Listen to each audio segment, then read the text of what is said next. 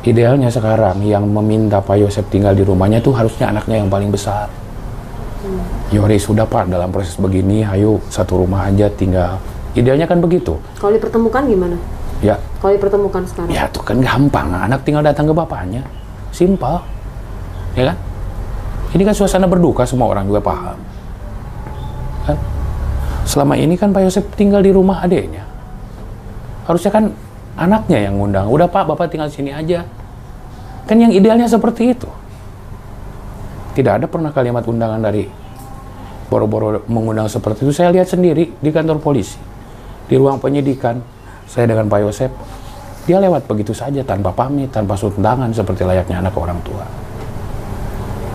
Dan malah dalam BAP-nya sangat menyudutkan posisi Pak Yosep. Gitu kan. Seolah-olah Pak Yosep pembunuh. Kalaupun ini kan masa proses penyidikan, belum ada tersangka yang ditetapkan, semuanya juga saksi. Semuanya jangan punya peluang kok ditetapkan, baik Pak Yosep, Yoris, maupun saksi-saksi yang lain yang sudah terperiksa beberapa kali. Ada kemungkinan semua. Kan semuanya ada kemungkinan, ya kan? Apa susahnya komunikasi Pak Yosep dengan Yoris berkumpul atau Yoris mengundang bapaknya? Karena bapaknya terlunta-lunta hari ini. Dia harus tinggal di mana, gitu kan? Ke TKP nggak mungkin. Karena polis lain dijaga kepolisian. Idealnya kan anak yang paling besar ngundang bapaknya, ya udah Pak, Bapak tinggal di sini aja selama proses penyidikan. Tuh, jadi gini, waktu emang dulu pernah ya, kita dikejar-kejar ya. Iya. Kejar sama si papa itu buat tanda tangan ya, buat pengacara gitu. Kuasa kan? Kuasa. Tapi kalau menurut saya itu nggak perlu sih. Iya. Kalau menurut saya itu hal seperti itu biasanya kan kalau misalnya udah ada tersangka itu baru kita ke kuasa hukum ini keluarga kan gitu. Betul. Ya buat apa gitu kan, kita nggak salah kan gitu. Iya, kan. iya. Nah, untuk hal itu emang kita renggang kayak gitu ya, mungkin gini ya, kalau misalnya hal tentang, jadi papa itu kalau ke saya itu minta uang terus ya. Minta uang terus, jadi kan sedangkan kan tahlilan ini udah nggak ini gitu kan. Itu juga pakai uang saya sama istri kan gitu lah kalau ini. Ya tapi saya ikhlas lah kayak gitu lah gitu kan. Ini nanyain, buat apalah ke inilah pengacara gitu kan. Ini kan gitu.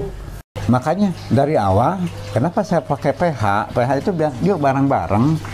Kalau memang beliau ini bukan bukan pelaku, bukan yang nyuri, orang jangan bareng-bareng keluarga. Jangan sampai sering tuduh, nggak ada hasilnya. Ya gitu. Karena yang namanya timbul permusuhan akibat kurangnya komunikasi, miskomunikasi yang bahaya. Terus injeksi nama digoreng ke batur ki. Ada yang dimanfaatin, jadi pengaruhin sama orang lain. Maunya saya itu yuk kumpul keluarga semua, saya kurang pecahkan kumaha. Saya yakin segala permasalahan pasti ada penyelesaian. Cuman waktu udah disampaikan ke itu ke Pak Indra, atau sampaikan saya udah ada niatan dari awal yang ngariung ke kan gitu. Responnya? Sampai sekarang kan nggak ada jawaban. Oh gitu ya. Ya itu tadi disayangkan, memang seharusnya Yoris yang merangkul Pak Yosep dalam kondisi begini. Tidak pernah ada kalimat atau yang meminta hari Senin tanggal 23 ngehubungi, ngindar terus.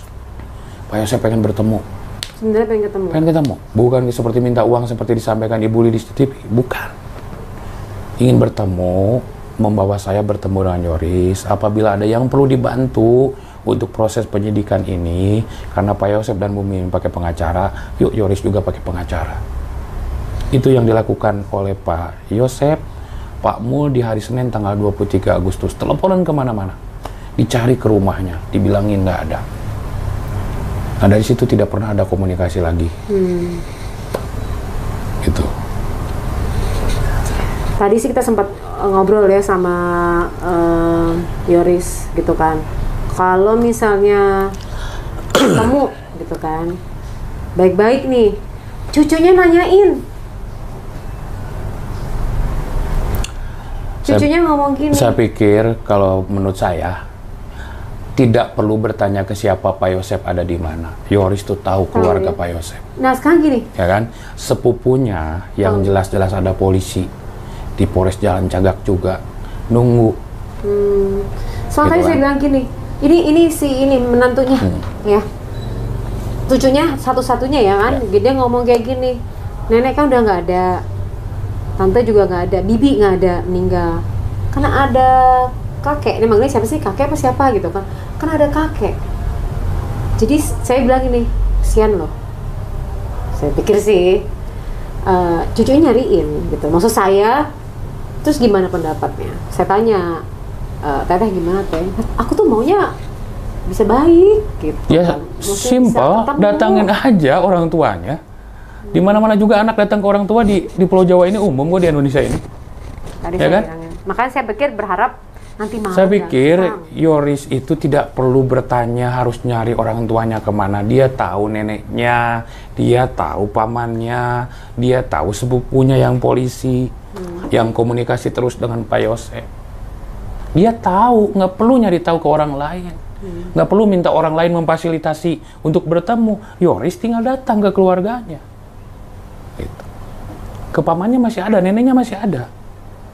Kalau memang ada itikat baik dari Yoris, tidak perlu meminta pesan, minta saya untuk bertemu, nggak perlu. Telepon aja pamannya, gampang kok. Jadi bisa langsung ketemu ya? Iya. Mang, ada di mana? Saya mau ketemu Bapak. Selesai. Nggak perlu seolah-olah ada dramanya seperti ini. Nggak perlu lah, nggak perlu bermain drama, saya pikir. Nggak perlu minta ketemu Pak Yosep, bapaknya lewat saya. Dia tahu kok ngehubungi kemana. Mungkin menghormati kali pengacaranya. Itu kalau orang lain. Ini anak. Saya bilang jangan terlalu bermain drama lah, sudah ya, langsung aja. Nggak perlu lewat siapa-siapa untuk ketemu Pak Yosep hari ini, apalagi anaknya. Dan bapaknya juga tentunya tidak akan ragu-ragu kalau memang anaknya datang kan.